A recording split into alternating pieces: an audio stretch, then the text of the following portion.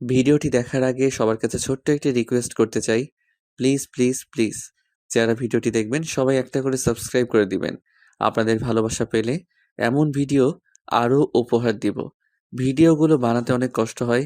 আমি জানি ভিডিওটি অনেক মানুষই দেখবেন। প্লিজ একটা করে সাবস্ক্রাইব করে দিবেন। সবাইকে পুরো গল্পটি দেখার জন্য অনুরোধ রইল। আর যারা আমাকে ভালোবাসে তারা একটা করে লাইক করে দেখিয়ে দিবেন। Love you all. তো চলুন আজকের ভিডিওটি শুরু করা যাক। তুইও অবিক ভাইয়াকে পছন্দ করিস তাই না হিয়া? না তো। আমি অভিক ভাইকে কেন পছন্দ করব?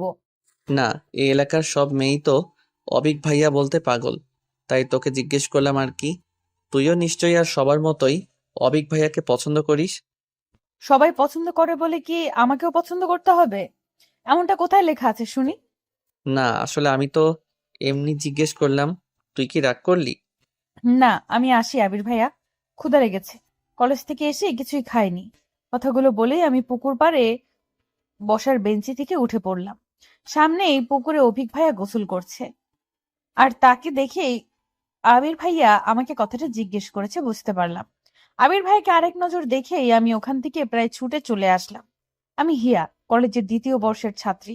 আর এতক্ষণ যার সাথে কথা বলছিলাম সে হচ্ছে আমার চাচাতো ভাই আবির। এবার অনার্স ২য় বর্ষে পড়ে। প্রথম বর্ষের ফাইনাল পরীক্ষা শেষ করেই বাড়িতে এসেছে। বেশ কিছুদিন থাকবে। আর অভিক হচ্ছে আমার আরেক চাচার ছেলে। দেখতে যেমন সুন্দর তেমনি অহংকারী। ছাত্র হিসাবেও গ্রামের সেরা। ঢাকা মেডিকেলে পড়াশোনা করে। এবার ফাইনাল ইয়ারে। গ্রামের প্রায় সব মেয়েই অভিক ভাইয়া বলতে পাগল। যে কেউ একবার দেখলে আর চোখ ফেরাতে পারবে না। কিন্তু আমার কেন জানি অভিক ভাইকে পছন্দ নয়। আমার কাছে আবির ভাইয়াই সেরা। অভিক ভাইয়ের মতো এত ফর্সা নয়, আবার লম্বাও নয়। পড়াশোনাতেও আমার মতো এভারেজ।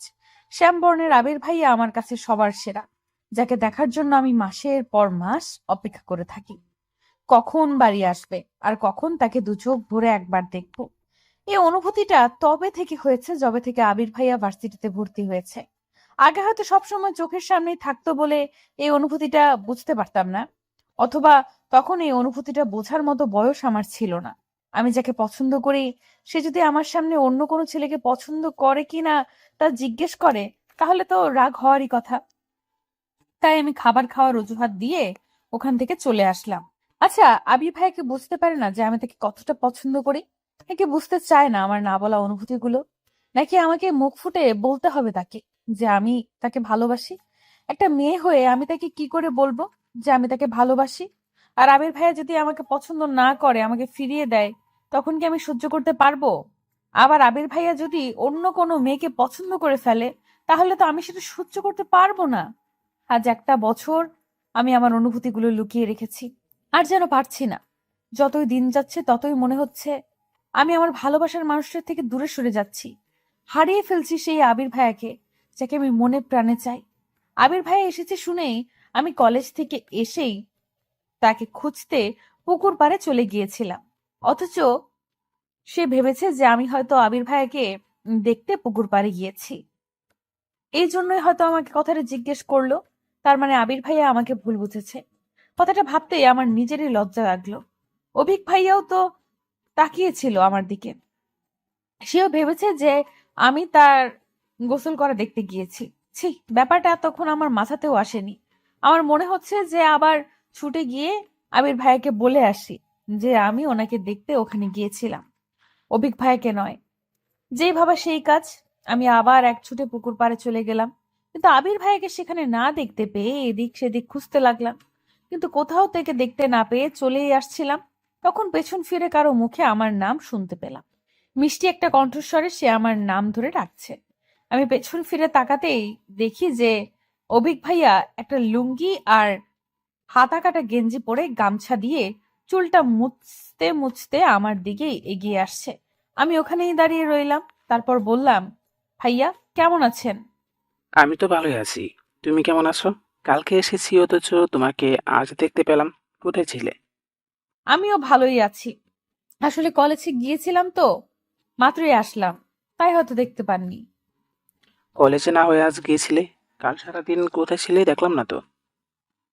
না, আসলে রাতে পড়ছিলাম। অজুহাত? তা পড়াশোনা কেমন চলছে? এই ঠেলে ঠুলে চলছে আর কি।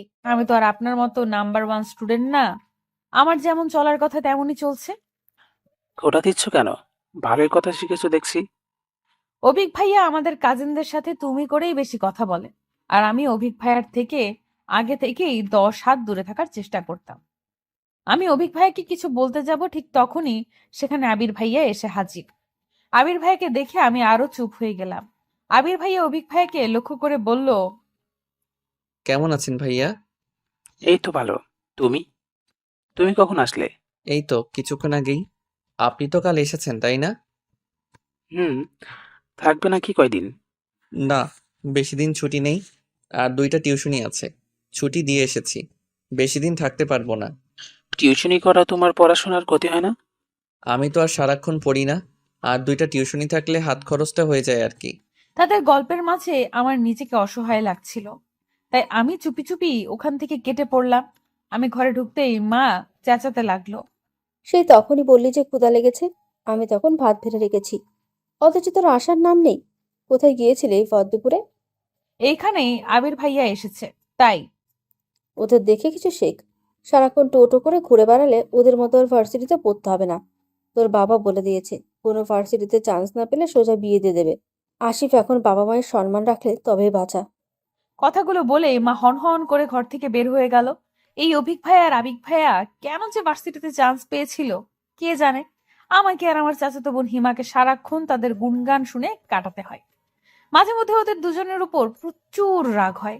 আর আমার ছোট ভাই আসিফ, ভাইদের মান রাখতে সেও ক্লাস টপার 5-এ বৃত্তি পেয়েছে। 8-এ বৃত্তি পেয়েছে, এবার 9-এ পড়ে। বোঝাই যাচ্ছে যে ভাইদের পথ অনুসরণ করেই এগোচ্ছে। আর আমি আর আবির ভাইয়ের ছোট বোন হিমা জমজের মতো একই ক্লাসেই পড়ি, আবার রেজাল্টও একই থাকে। কোনো মতে টেনে টুনে পাস। বিকেলে আমি আর হিমা হাঁটতে বের হয়েছি। তখন হিমা লাজুক ঘেঁষে আমাকে বলল, জানিস ইয়া, আমি না অভিক ভাইকে পছন্দ করি। অভিক ভাইকে দেখলেই না আমার কেমন জানি লাগে। মনে হয় সারাক্ষণ ওনাকে দেখি। ইস, ওনার যদি একটা ছোট ভাই বা বোন থাকতো, তাহলে তার ওসিলায় হলেও সারাক্ষণ আমি ওনাদের বাড়ির আশেপাশে ঘুরঘুর করতাম। আর বড় চাচাও দেখ, নিজের বাড়ি রেখে অন্য জায়গায় গিয়ে বাড়ি বানাতে হবে। আমাদের সাথে থাকলে কি হতো, যখন তখন অভিক ভাইকে দেখতে পারতাম। তুই এমন ভাবে বলছিস যেন অভিক ভাইয়াদের বাড়ি আমাদের বাড়ির থেকে কতই না দূরে, শুধুমাত্র রাস্তার এপার ওপার। আর তুই যে অভিক ভাইকে পছন্দ করিস, এটা তো অনেক পুরাতন কথা। নতুন কিছু বল। একটা কথা কান খুলে শুনে রাখ, তুই কিন্তু অভিক ভাইয়ের দিকে একদম নজর দিবি না। অভিক ভাইয়া শুধু আমার। আচ্ছা হিয়া, অভিক ভাইয়ার কেমন মেয়ে পছন্দ হতে পারে বলতো? তুই এমন ভাবে বলছিস যেন অভিক ভাইয়া আমাকে বলেছে যে হিয়া, আমার না এমন টাইপের মেয়ে পছন্দ। হুঁ, তুমি একটু খুঁজে দেবে? তুই মজা নিচ্ছিস তাই না? তুই নিজে যখন কাউকে পছন্দ করবি, তখন বুঝবি যে ভালোবাসার মানুষটি সম্পর্কে জানার জন্য মন কেমন করে। তখন আমাকে বললে আমি ওইভাবে মজা করব। আরে বোন, তুই রাগ করছিস কেন? আমি তো এমনিই বললাম। তুই হঠাৎ অভিক ভাই নিয়ে পড়লি কেন বলতো? কাহিনী কি? সামনেই তো 14ই ফেব্রুয়ারি আসছে। আমি একটা প্ল্যান করেছি, তোকে ছাড়া আর কাউকে তো বলা যাবে না। তার আগে বল, তুই আমাকে হেল্প করবি? কি এমন প্ল্যান করেছিস যে আমার হেল্প ছাড়া হবে না? বলে ফেল শুনি। আমি না এবার ভ্যালেন্টাইন্স ডেতে অভিক ভাইকে একটা চিঠি দেব। তুই কি পাগল হয়ে গেছিস? কেউ জানতে পারলে কি লঙ্কা কাণ্ড হবে তা ভেবে দেখেছিস? আর অভিক ভাইয়ের রিয়াকশন কি হবে বুঝতে পারছিস? তা কল্পনা করতেও আমার হাড় হিম হয়ে আসছে। আরে ভাই, আমি নাম ধাম লিখে দেবো নাকি? আমি এতটাও বোকা নই। তুই আমাকে হেল্প করবি, ব্যাস। বাকিটা আমি তোকে পরে জানাবো, যদি রাজি হয়ে যায়। তুই কি পাগল? চিঠিতে কি এমন দিবি যে তোর নাম না জেনেই তোকে পছন্দ করবে? তোকে না চিনলে তোকে উত্তরই বা দিবে কি করে? আর তুই চিঠিটা কিভাবে দিবি? এত কিছু তোকে ভাবতে হবে না, তুই আমার সাথে থাকবি, হেল্প করবি, ব্যাস। আর কিছু জানি না। এবার বাড়ি চল, সন্ধ্যা হয়ে আসছে। আর একটু দেরি করলে তো তোর মা আর আমার মা মিলে কুরুক্ষেত্রে বাঁধিয়ে দেবে। আচ্ছা চল, বলেই আমরা বাড়ির পথে পা বাড়ালাম। হিমা যে কি প্ল্যান করছে তা ভেবে এখনই আমার মাথা ব্যথা শুরু হয়ে গেছে। কে জানে এই মেয়েটা আবার কি ফোন দিয়ে এঁটেছে। হিমার কথা শুনে আমারও খুব ইচ্ছে হচ্ছিল যে আবির ভাইয়াকে একটা চিঠি লিখবো। রাতে পড়ায় আর মন বসছে না, কি লিখবো না লিখবো তাই ভেবে ভেবে সারা হচ্ছিলাম, বারবার লিখে আবার কেটে দিচ্ছিলাম। অবশেষে পেন্সিল আর ইরেজার নিয়ে বসলাম। অবশেষে আমার মনের হাজারো কথাগুলো কয়েকটি শব্দের মাধ্যমে সাজালাম। তারপর নিজেই চিঠিটা পড়তে লাগলাম। প্রিয় আবির, আমি আপনাকে ভাইয়া বললেও এই চিঠিতে আর ভাইয়া বলতে চাচ্ছি না, কারণ আমি যে আর আপনার বোন থাকতে চাই না। আমার হাজারো অনুভূতির সাথে আপনার অনুভূতিগুলো সাজাতে চাই। রোজ রাতে আপনার মায়াবী মুখটা দেখে ঘুমাতে চাই, আর প্রতিটা ভোরের আলো আমি আপনার সাথেই দেখতে চাই। আপনি কি আমাকে অনুমতি দিবেন আপনার জীবনের প্রতিটা ঘটনার সাথে আমাকে জড়িয়ে রাখার? আমি কিন্তু আপনার সাথেই আমার জীবনের প্রতিটা মুহূর্ত কাটাতে চাই। প্লিজ না করবেন না, তাহলে আমার এই ক্ষুদ্র হৃদয়টা ভেঙে টুকরো টুকরো হয়ে যাবে। আর টুকরো হৃদয়ে আপনার থাকলে যে কষ্ট হবে। এই চিঠিটা কে লিখতে পারে আশা করি বুঝতে ভুল হবে না। আমি যে হিয়া, আবিরের হিয়া। ইতি লিখে আমি আমার চিঠিটা শেষ করতে চাই না। আমি যে হাজারো কথা লিখতে চাই আপনাকে নিয়ে। আপনার উত্তরের আশায় রইলাম। চিঠিটা দেখছিলাম আর নিজেই লজ্জা পাচ্ছিলাম। আবির ভাইয়ের চিঠিটা পড়ার সময় কি আমার মতোই লজ্জা পাবে, নাকি হাসবে আমার এইসব হাস্যকর লেখা পড়ে? কি রে হিয়া, আজ এত পড়াশোনা করছিস? প্রতিদিন পারলে আমার আগেই ঘুমিয়ে যাস, আর আজ এখনো পড়ছিস? হ্যাঁ মা, এই তো পড়া শেষ, এখন ঘুমাবো, তুমি ঘুমাও। কথাটা বলে লাইট অফ করে মায়ের পাশে শুয়ে পড়লাম। আর কাল চিঠিটা আবির ভাইয়ার কাছে কিভাবে পৌঁছাবো তাই ভাবতে ভাবতে ঘুমিয়ে পড়লাম। সকালে কলেজে যাওয়ার সময় হিমা জানালো যে ওর চিঠি লেখা শেষ। ও নাকি পুরো 4 পাতার একটা রচনা লিখেছে। আমি শুনে তো অবাক। তারপর হাসি থামাতে না পেরে বললাম, তুই কি প্রেমপত্রের নামে কোনো রচনা লিখেছিস? এত বড় চিঠি কেউ লিখে? আর তোর মনে হয় অভিক ভাইয়া ওই চিঠি দেখার পর আর পড়বে? আমি কি করব বল? লিখতে লিখতে বড় হয়ে গেছে। আমি তো ভেবেছি যে ওইটা দেখে দেখে তুই আমাকে সুন্দর করে লিখে দিবি। আমার যে হাতের লেখা, অভিক ভাইয়া হাতের লেখা দেখে বমি না করে দেয়। চিঠি পড়া তো দূরের কথা। আরে ভাই, তোর চিঠি আমি কেন লিখবো? তুই কিন্তু কথা দিয়েছিস যে আমাকে হেল্প করবি। এখন পিছু হটলে চলবে না। আচ্ছা বাবা, করব হেল্প। তার আগে বল যে এই চিঠিটা তুই অভিক ভাইয়া অবধি পৌঁছাবি কি করে? কথাটি জিজ্ঞেস করার আরেকটা কারণ হচ্ছে, আমার চিঠিটাও আবির ভাইয়াকে সেইভাবেই দিব। আমার কথাটা শুনে হিমা মুচকি হেসে বলল, ওটা আমার জন্য কোনো ব্যাপারই না। অভিক ভাইয়া যখন রুমে থাকবে না, তুই তাঁতির সাথে গল্প জুড়ে দিবি, আর আমি সেই সুযোগে চিঠিটা রেখে আসবো। ব্যাস, মিশন কমপ্লিট। আইডিয়াটা কেমন? জিনিয়াস। তুই তো দেখছি ভবিষ্যতে লাভ গুরু হবি। কলেজে পৌঁছেই আমি হিমার চিঠিটা নিয়ে সবার থেকে লুকিয়ে পড়তে লাগলাম। এত লেখা লিখেছে যে পুরো ক্লাসের ফাঁকে ফাঁকে পড়েও আমি সেই চিঠি শেষ করতে পারলাম না। অবশেষে চিঠিটা আমার কাছে রেখে দিলাম। সারাদিন আর আবির ভাইয়াকে দেখতে পেলাম না। হয়তো বন্ধুদের সাথে আড্ডা দিতে গেছে। এতদিন পর গ্রামে এসেছে, তাকে এক পলক দেখার জন্য আমার মনটা ছটফট করছিল। বিকেলে আমি আর হিমা আমাদের রুমে বসে হিমার চিঠিটা ঠিক করছিলাম। ঘরের দরজা বন্ধ দেখে মা কয়েকবার বকা দিলেও আমরা তার কথার গুরুত্ব দিলাম না। আজকের মধ্যেই আমাদের চিঠি লেখা শেষ করতে হবে। কাল যে ফেব্রুয়ারির 13 তারিখ, কালকে এই চিঠিগুলো তাদের মালিকের কাছে পৌঁছে দিতে হবে। কেটে কুটে অবশেষে হিমার চিঠিটাও ঠিক করলাম। তারপর হিমা চলে গেল আর আমি সেই চিঠিটা সুন্দর করে আরেকটা পৃষ্ঠায় লিখতে বসলাম। হিমার চিঠিটা ছিল এরকম: প্রিয় অভি, তুমি আমার জীবনের প্রেমের সূর্যোদয়। তোমাকে এক নজরে দেখার জন্য আমি সারাটা জীবনও অপেক্ষা করতে পারি। এক তোমার মধ্যে আল্লাহ এত সৌন্দর্য কেন দিয়েছে? আমাদের মাঝেও তা একটু ভাগ করে দিত। লেখার তো অনেক কথাই ছিল, কি আর লিখবো, একদিনে বলা যায় সব। আজ শুধু এইটুকুই বলতে চাই যে আমি তোমাকে আমার সারা জীবনের সঙ্গী হিসেবে পেতে চাই। তুমি কি পারবে আমার জন্য অপেক্ষা করতে? আমি তোমার পাশে ছিলাম, আছি, আর থাকতেও চাই। নাম না বললে কি তুমি আমায় চিনে নেবে না? হাসির শুরু, হাওয়ার শুরু, রবীন্দ্রনাথের হৈমন্তীর শুরু, তাতেই আছে আমার সুর। আরো বলতে হবে বলে মনে হয় না। আমি এই ভালোবাসা দিবসের একটা মুহূর্ত তোমাকে আমার করে দেখতে চাই। যেখানে তুমি আমাকে পুকুর পাড়ে গিয়ে খুঁজবে। আমি তোমার আশায় থাকবো। আসবে তো আমার অভু? চিঠিটা শেষ করতেই আবির ভাইয়া আমার রুমের সামনে এসে হাজির। এই সময় আবির ভাইয়া আমার রুমে। সারাদিন পর আবির ভাইয়াকে দেখে আমার কি যে ভালো লাগছে তা বলে বোঝাতে পারছি না। আমি নিজেকে সামলিয়ে নিয়ে বললাম, ভাইয়া আপনি ভেতরে আসুন। আবির ভাইয়া ভেতরে এসে আমার বিছানার উপর বসতে বসতে বললেন, কেন? আমি কি আসতে পারি না নাকি? না তা নয়, আসলে এই সন্ধ্যার সময় তাই জিজ্ঞেস করলাম আর কি। চাচি বলছিল তোর পড়াশোনা কেমন চলছে, একটু খোঁজ নিতে, তাই চলে আসলাম আর কি। হিমার অবস্থা তো একদম বাজে। তা তোর কি অবস্থা? আমি চিঠিটা কোনো মতে একটা বইয়ের মধ্যে লুকিয়ে রেখে পড়ার ব্যাপারে কথা বলতে লাগলাম। বইটা আমি যেন হাতছাড়া করছি না। আবির ভাইয়া তার লক্ষ্য করে বলল, ওই বইটা ওইভাবে লুকাচ্ছিস কেন? কি আছে ওই বইতে? এটা আমার এক বান্ধবীর বই, এনেছিলাম পড়ার জন্য, কিছুই নেই। এইটুকু বলার পর মা আমাকে ডাকতে লাগলো।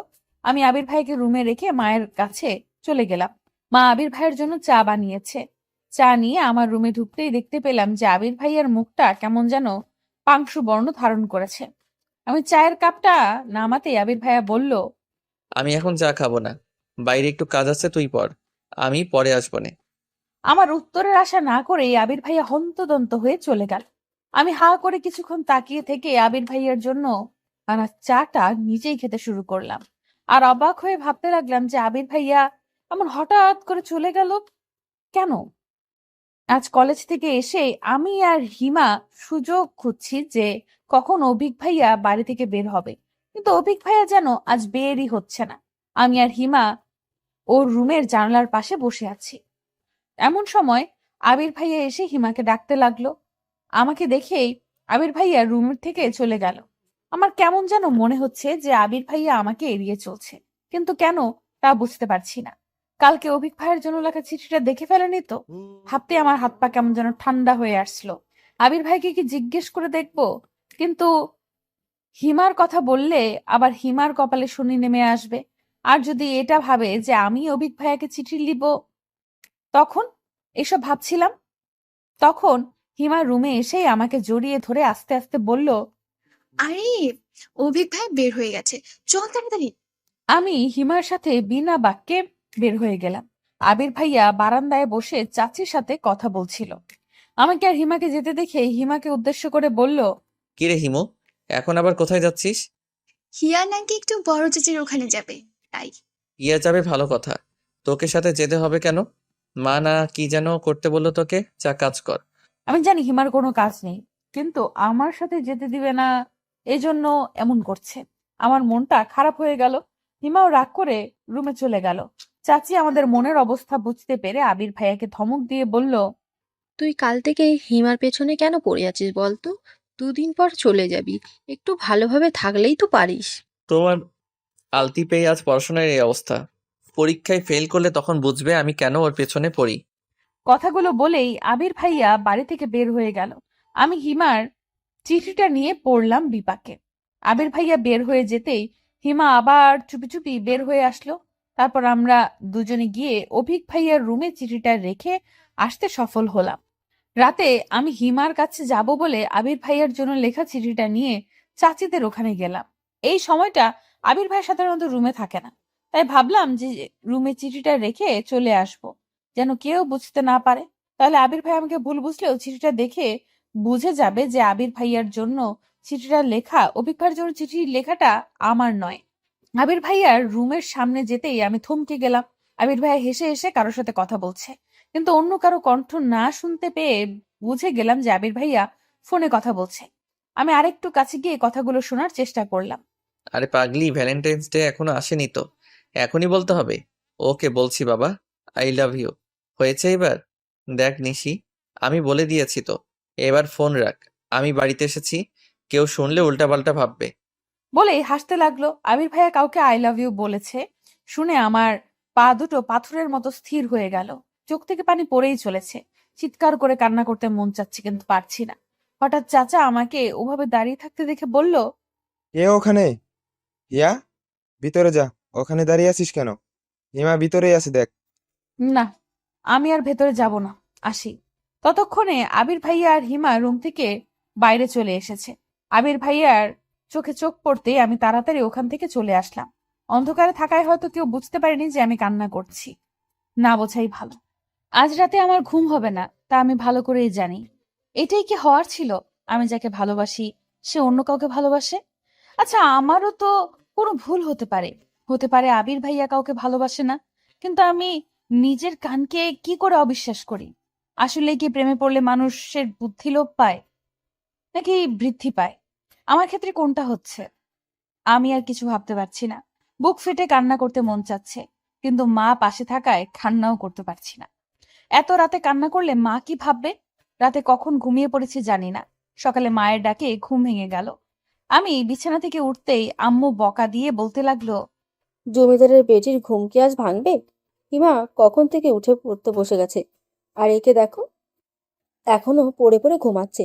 একে দেখলে কে বলবে যে কিছুদিন পর এর ইন্টার পরীক্ষা? আমার হয়েছে যত জ্বালা। এত বড় মেয়ে না তো কোনো কাজ পারে, আর না তো পড়াশোনা।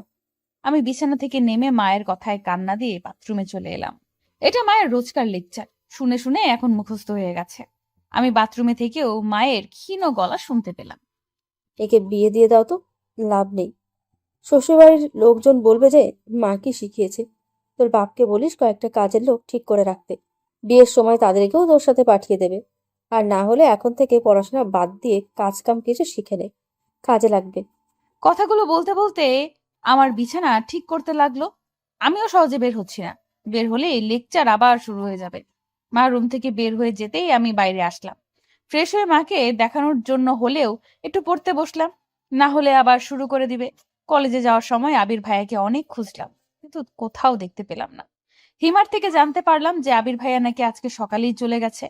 শুনে আমার বুকের ভেতরটায় কেমন হু হু করে উঠলো। আবির ভাইয়া আজকেই কেন চলে গেল? তার মানে সে আমার ভালোবাসার মানুষটির সাথে আজকের দিনটা কাটাতে চায়। আমি আর কিছু ভাবতে পারছি না আবির ভাইয়াকে নিয়ে। তাকে নিয়ে যতই ভাবছি আমার মনের ভেতরটা ততই অস্থির হয়ে উঠছে। অভিক ভাইয়াও নাকি আজকেই চলে যাবে, এটাও হিমার থেকেই জানতে পারলাম। অভিক ভাইয়ার কারেন্ট অ্যাফেয়ারেন্স হচ্ছে হিমা। সব খবর ওর কাছে থাকে। পুরো রাস্তা হিমা বক বক করে যাচ্ছে, অথচ আমি চুপ করে আছি দেখে হিমা জিজ্ঞেস করলো, কিরে, তুই আজ এমন চুপ করে আছিস কেন? অসুস্থ নাকি? না তো, আমি অসুস্থ থাকলে কলেজে যেতাম নাকি? তুই চিনিস না আমাকে। আসলে আমি তো অভিক ভাইয়াকে দেওয়া চিঠিটা নিয়ে চিন্তিত আছি। না জানি অভিক ভাইয়া কি ভাববে, আদৌ তোকে চিনতে পারবে কিনা। আচ্ছা, তোকে না চিনতে পারলে তো ক্ষতি নেই, কিন্তু যদি তোকে চিনে ফেলে আর চাচা বা আবির ভাইয়াকে ব্যাপারটা বলে দেয়, তোর এসব নিয়ে চিন্তা হচ্ছে না? তুই আমাকে সাহস দিবি কি আরো ভয় পাই দিচ্ছিস?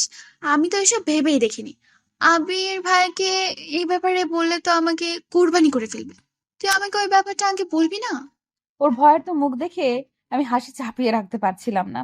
এখন হেসে ফেললে হিমা রেগে আগুন হয়ে যাবে, তাই আমি অনেক কষ্টে হাসিটা চেপে রেখে ওকে সাহস দিয়ে বললাম, আরে অভিক ভাই চিনে ফেললেও সমস্যা নেই। তুই তো নিজের নাম লিখে দিসনি। অভিক ভাইয়াকে যে কেউ চিঠি দিতে পারে, তা কি আমরা জানি নাকি? কিন্তু চাচি যদি বলে দেয় যে কাল ওনাদের বাড়িতে শুধু আমরাই গিয়েছিলাম, তখন আমার তো ভয় এখনই কলেজে শুকিয়ে যাচ্ছে। আমি ব্যাগ থেকে পানির বোতল বের করে ওর দিকে এগিয়ে দিয়ে বললাম, আচ্ছা চিন্তা করিস না, ধরা পড়লেও বলে দেব যে কেউ একজন আমাদের কাছে চিঠিটা দিয়ে দিয়েছিল, অভিক ভাইয়া পর্যন্ত পৌঁছে দিতে। আমরা দিয়েছি, আর কিছু জানি না। কে চিঠি দিয়েছে তা বলা যাবে না। তারপর হিমাকে কিছুটা শান্ত করে নিয়ে আমরা কলেজ অবধি পৌঁছলাম। আজ সারাদিন আমার কানে শুধু আবির ভাইয়ার বলা কাল রাতের কথাগুলোই বাজতে লাগলো। যাই করি না কেন ঘুরে ফিরে শুধু ওই কথাগুলোই মনে হতে লাগলো। হিমা নিজে অভিক ভাইকে নিয়ে চিন্তিত ছিল, তাই আমার দিকে আর নজর না দেওয়ায় আমিও বেঁচে গেলাম ওর জেরা থেকে। হিমা এখন মনে প্রাণে চাইছে যে আমরা কলেজ থেকে ফেরার আগেই যেন অভিক ভাইয়া চলে যায়। হিমার দোয়াটা মনে হয় আল্লাহ কবুল করেছিল। আমরা পৌঁছে দেখলাম যে অভিক ভাইয়ার মা মানে আমাদের বড় চাচি আমার মায়ের সাথে গল্প করছে, আর ওনার থেকে জানতে পারলাম যে অভিক ভাইয়া চলে গেছে। বেচারি হিমা একদিক দিয়ে খুশি হলো যে অভিক ভাইয়ার চিঠি সম্পর্কে কাউকে কিছু বলেনি, কিন্তু অভিক ভাইয়াকে আবার অনেক দিন দেখতে পাবে না বলে দুঃখও পাচ্ছিল। ইন্টার্নি শেষ না করে নাকি অভিক ভাইয়া আর বাড়ি আসবে না সহজে, এটাও হিমার মুখেই শুনেছি। ও যে এত খবর কিভাবে পায় আমি তাই বুঝি না। পুরো একটা সিসিটিভি ফুটেজ। আমার তো এখন সন্দেহ হচ্ছে এটা ভেবে যে অভিক ভাইয়া চিঠিটা আদৌ দেখেছে তো। হিমা তো বলল যে চিঠিটা ও অভিক ভাইয়ার বইয়ের মধ্যে রেখেছিল, তাও আবার যে বইটা সামনে ছিল। অভিক ভাইয়া তো বই না পড়ে থাকার মানুষ না, তাহলে কি চিঠিটা দেখেও পড়েনি, নাকি পড়েও হিমাকে চিনতে পারেনি? না চিনতে পারলেই ভালো। এসব ভাবতে ভাবতে রুমের দিকে পা বাড়ালাম। আমি রুমে ঢুকতেই একটা নতুন ডায়েরি দেখতে পেলাম। আমি ব্যাগটা নামিয়ে ডায়েরিটা উল্টে পাল্টে দেখতে দেখতে বাইরে এসে মাকে জিজ্ঞেস করতেই মা বলল, অভিক ডায়েরিটা দিয়েছে তোকে আর হিমাকে নাকি পরীক্ষার জন্য গিফট করেছে। তোদের পরীক্ষার আগে হয়তো আর আসবে না, তাই দিয়ে গেল। আমি ডায়েরি উল্টোতে গিয়ে শেষের দিকে কিছু একটা লেখা দেখতে পেলাম। আমি তাড়াতাড়ি রুমে গিয়ে লেখাগুলো পড়া শুরু করলাম। আমি অবিক। হিয়া, আমি জানি চিঠিটা তুমি লিখেছো। তোমার হাতের লেখা আমি খুব ভালো করে চিনি। দেখো, আমি কথাগুলো তোমাকে সরাসরি বলতে চেয়েছিলাম, কিন্তু তুমি তো জানোই আমি একটু লাজুক প্রকৃতির। কারো সামনে গেলে ভালো করে কথা বলতে পারি না। আর যে কথাগুলো আমি গুছিয়ে লিখতে পারবো, সেগুলো সামনে গেলে গুছিয়ে বলতে পারবো না। তাই তোমার থিওরি আমি তোমার উপরই অ্যাপ্লাই করলাম। আমিও আমার মনের কথাগুলো লিখলাম। আমি তোমার থেকে অনেক সিনিয়র, তাই জীবন সম্পর্কে তোমার থেকে আমার ধারণা কিছু বছরের হলেও বেশি। তোমার ওই লাইফটা আমি অনেক বছর আগেই পার করে এসেছি, তাই তোমার মনের অবস্থাটা আমি ভালো করে বুঝতে পারছি। তোমার আবেগের বয়সটা এখনো চায়নি। আবেগ দিয়ে জীবন চলে না হিয়া। বাস্তবতাকে বুঝতে শিখো। আগে এটা বোঝার চেষ্টা করো যে তুমি সত্যিই আমাকে ভালোবাসো নাকি এটা শুধু ভালো লাগে। লাভ আর অ্যাট্রাকশনের মধ্যে অনেক তফাৎ। তোমাকে ফিরিয়ে দেওয়ার মতো ইচ্ছে বা সাহস কোনোটাই আমার নেই। কেন জানি না তোমাকে আমার ভালো লাগে, তবে সেটা আদৌ ভালোবাসা কিনা আমি আজও বুঝতে পারিনি। তাই বাকিটা সিদ্ধান্ত তোমাকেই দিতে হবে। আমি তোমার ভালোবাসা নাকি শুধু ভালো লাগা, আমি কখনো এসব প্রেম ভালোবাসা নিয়ে ভাবার সময় পাইনি। সব সময় পড়াশোনা নিয়ে দেখেছি, কিন্তু আজ হোক বা কাল হোক বিয়ে তো করতেই হবে। তাই তোমাকে ফিরিয়ে দিচ্ছি না, তবে তোমার মন পরিবর্তন হলেও হতে পারে। তোমার জীবনের সবে শুরু, সামনে পরীক্ষা, পড়াশোনার মন দাও। এখন এসব নিয়ে ভাবলে চলবে না। আমি তোমাকে সময় দিচ্ছি ভাবার জন্য। তোমার যদি মনে হয় যে তুমি আমাকে সত্যিই ভালোবাসো, তবে আমি তোমাকে ফিরিয়ে দেব না, অপেক্ষা করব তোমার জন্য। কিন্তু এর মধ্যে যদি তোমার মনে হয় যে আমাকে তোমার শুধু ভালো লাগা, ভালোবাসো না, তবে আমি তোমাকে দোষারোপ করব না। কারণ আমি জানি যে এই বয়সটা আবেগী। আর আমার বাহ্যিকতা দেখে আমাকে বিচার করো না। আমার আচার আচরণের স্বভাব চরিত্র এগুলো বিচার করো, তারপর তুমি সিদ্ধান্ত নেবে। আর হ্যাঁ, তোমার পরীক্ষার মধ্যে এ নিয়ে কোনো টেনশন করব না। এখন তোমার পড়ার সময়। পরীক্ষা শেষ করে ঠান্ডা মাথায় ভেবে তারপর আমাকে জানিও। উপদেশগুলো গ্রহণ করলে খুশি হব। আর আমার লেখাগুলো পড়ে একদম মন খারাপ করবে না। নিজের খেয়াল রেখো। ভালো থেকো, সুস্থ থেকো। তোমার প্রিয় অপু। লেখাগুলো পড়তেই আমার মাথার মধ্যে ঝিমঝিম করতে শুরু করে দিয়েছে। আমি হাসবো নাকি কাঁদবো বুঝতে পারছি না। প্রথমে আবির ভাইয়া আমাকে ভুল বুঝলো, আর এখন অভিক ভাইয়াও। কিন্তু এই লেখাগুলো দেখলে হিমাও যে আমাকে ভুল বুঝবে।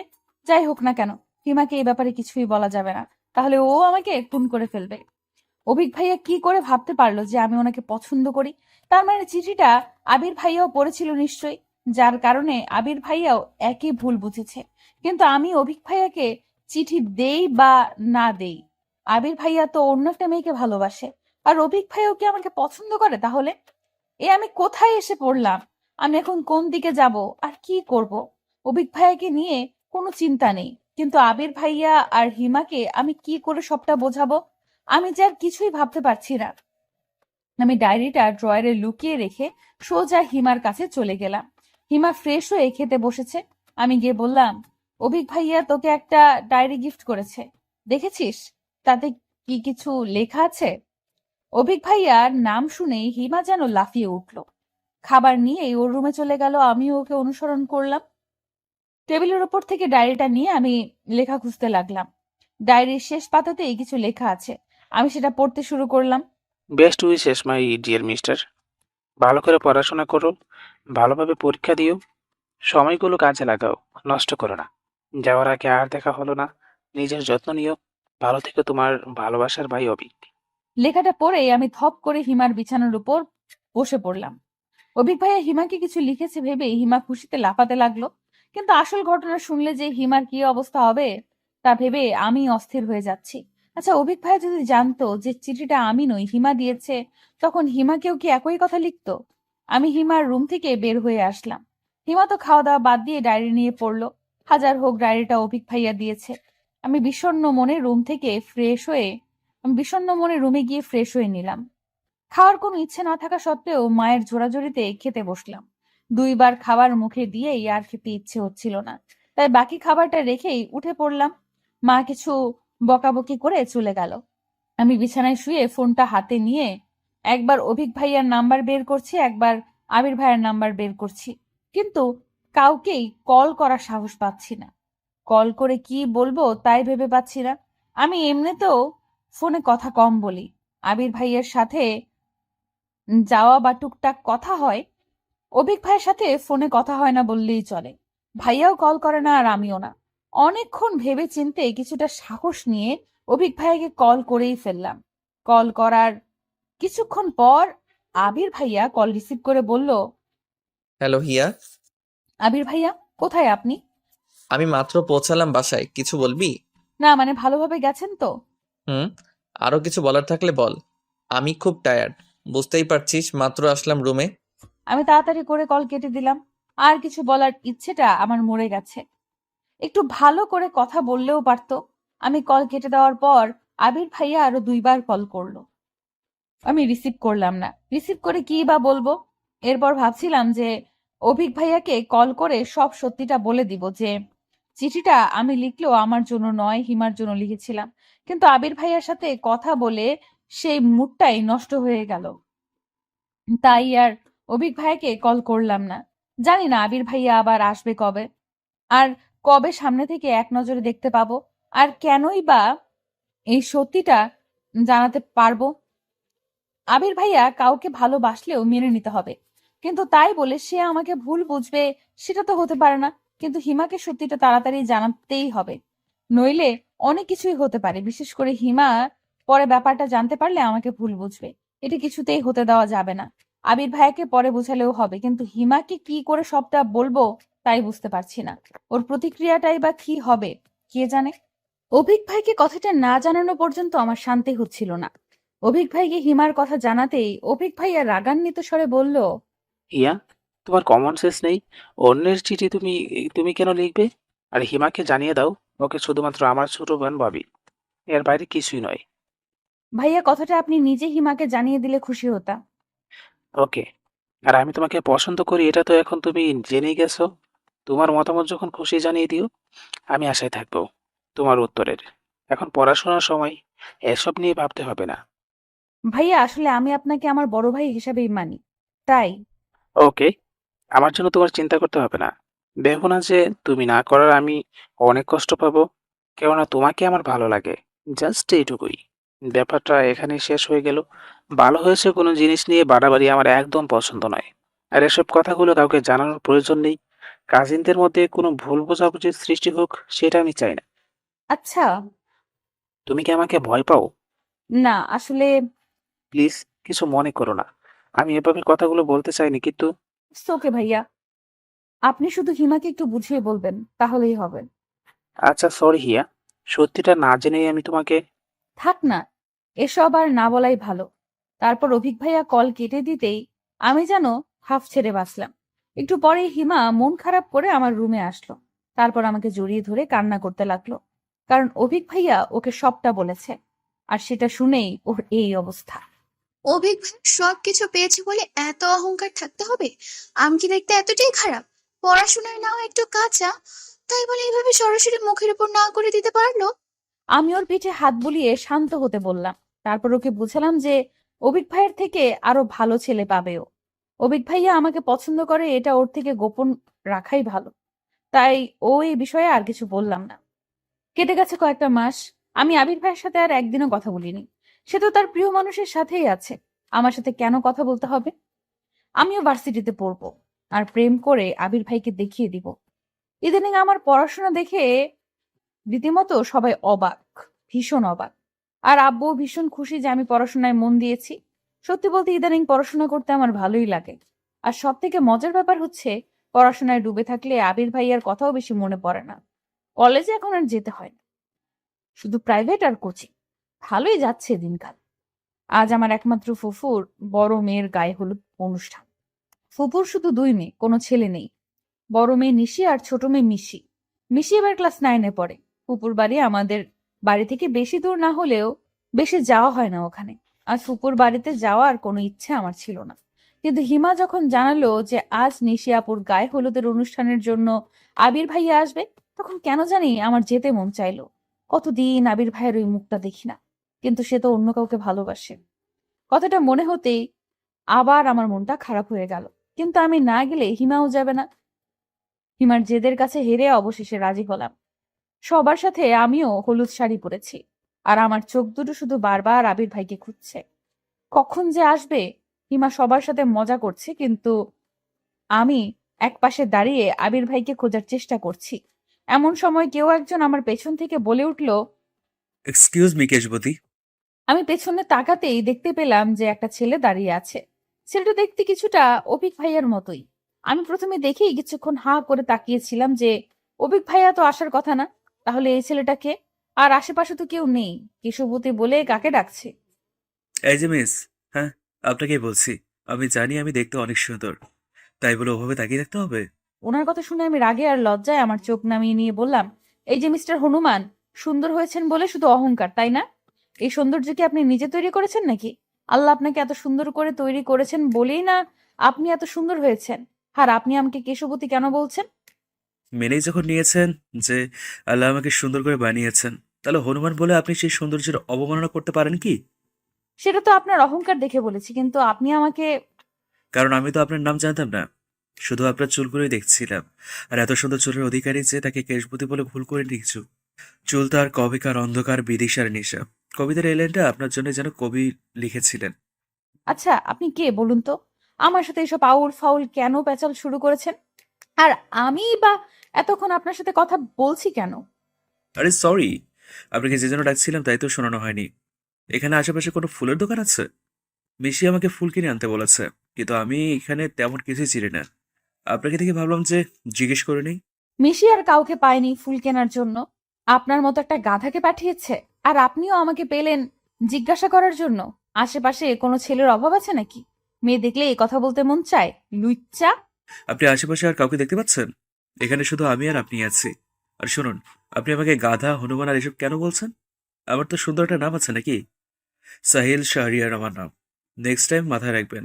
আর উপকার না করলে না করেন, উল্টোপাল্টা কথা বলবেন না। কি ব্যাপার? কি হয়েছে? আপনি কি হিয়াকে চিনেন?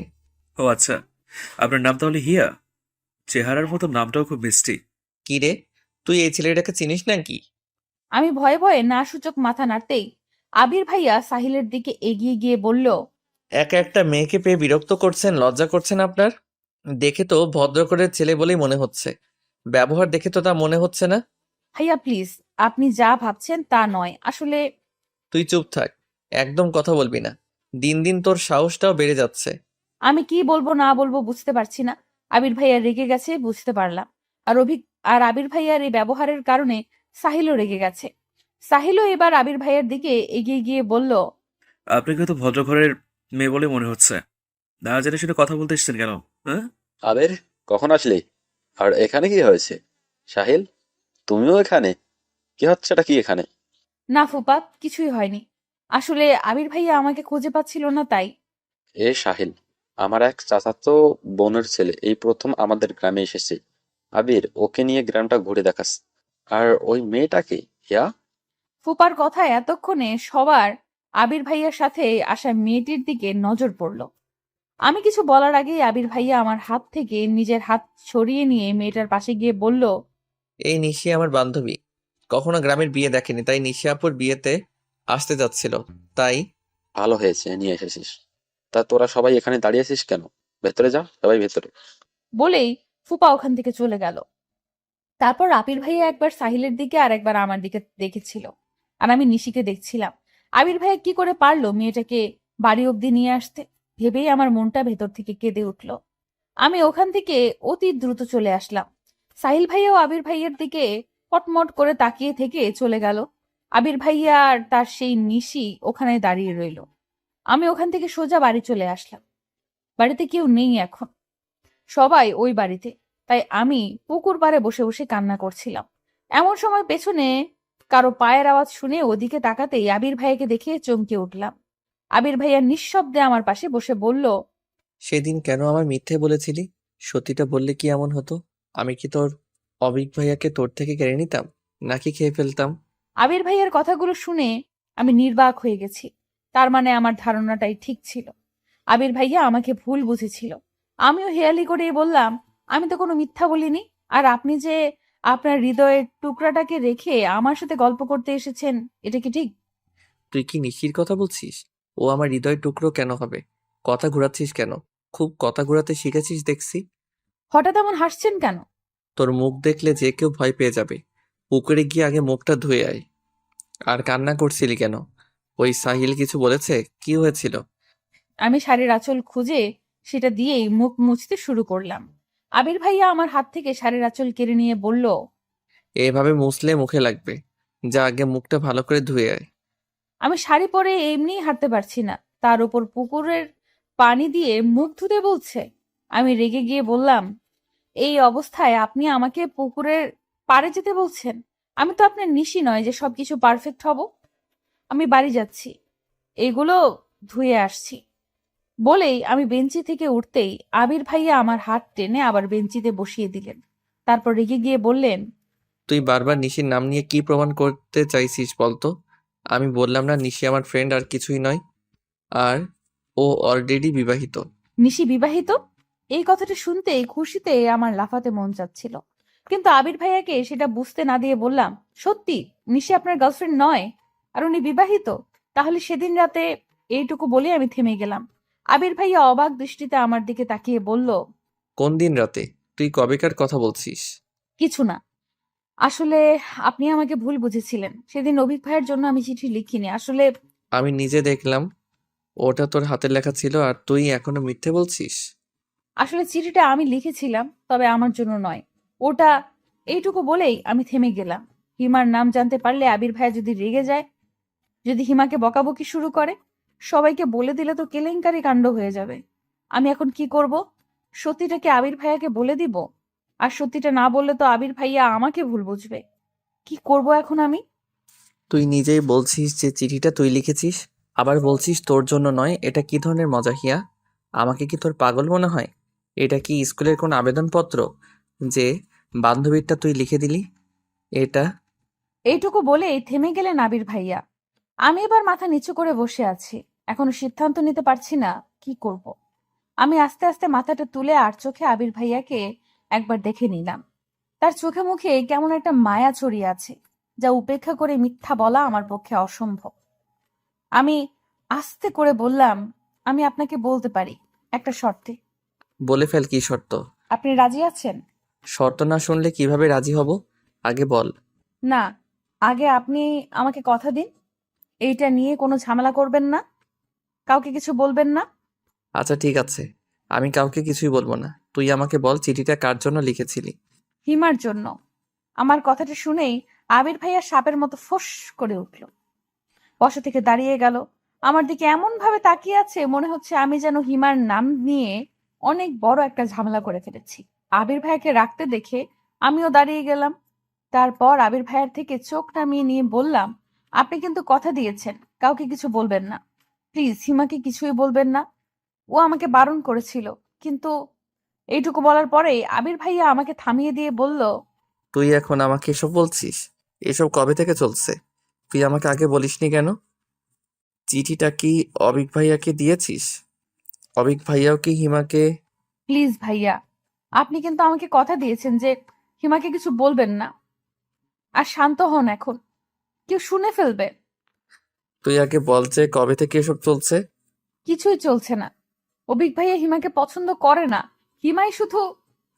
পড়াশোনায় ডাব্বা, আর ও এসব করে বেড়ায়। মাকে আমি কতবার বলেছি ওর দিকে খেয়াল রাখতে, আর আমি কিছু বললেই বলে যে বাড়াবাড়ি করছি। আজ আসুক ও বাড়িতে। বলে আমাকে রেখে আবির ভাইয়া হন হন করে চলে গেল। আমি অপলক দৃষ্টিতে তাকিয়ে রইলাম সেদিকে। হঠাৎ আমার হিমার কথা মনে পড়তেই আত্মা শুকিয়ে গেল। আবির ভাইয়া এখন গিয়ে আবার হিমাকে কিছু বলবে না তো? আমি তাড়াতাড়ি বাড়ি গিয়ে মুখটা ধুয়েই আবার ফুপুর বাড়ির উদ্দেশ্যে রওনা হলাম। ফুপুর বাড়িতে পৌঁছে হিমাকে হাসি খুশি দেখে স্বস্তির নিঃশ্বাস ফেললাম। যাক বাবা, তার মানে আবির ভাইয়া হিমাকে এখনো কিছু বলেনি। এরপর আমি আবির ভাইয়াকে কোথাও খুঁজে পেলাম না।